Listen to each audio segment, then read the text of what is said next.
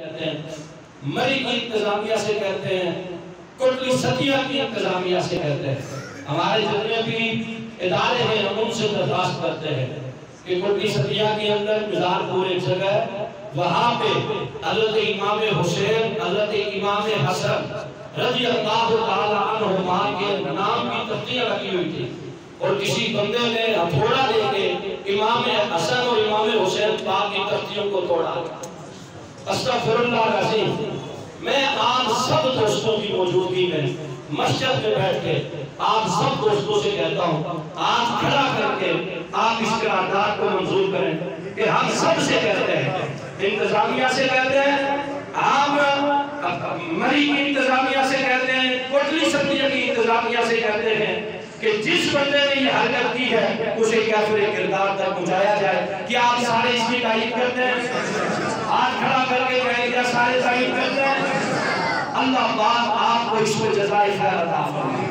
جب تک ملک پاکستان کے اندر آقا کریم صلی اللہ علیہ وسلم کے ناموس کا قانون، اصحاب رسول صلی اللہ علیہ وسلم کے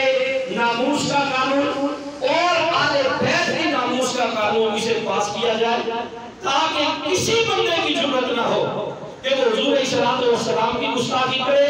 حضور کے صحابہ کی گستاخی کرے، حضور کی آل بیت کی گستاخی کرے۔ ہم حکومت وقت سے مطالبہ کرتے ہیں، مرنا ہر کسی نے ہے، جانا ہر کسی نے ہے، تم بھی یہ دنیا چھوڑ کے چلے جاؤ گے، جاتے جاتے ایک اچھا کام کر کے چلے جاؤ، تاکہ صبح قیامت تک نہیں بلکہ قیامت والے روز میں تمہاری بخشش کا ذریعہ بن جائے۔ ہم پرزور مطالبہ کرتے ہیں کہ جس بندے نے یہ حرکت کی ہے اسے کافر کردار تک پہنچایا جائے، اسے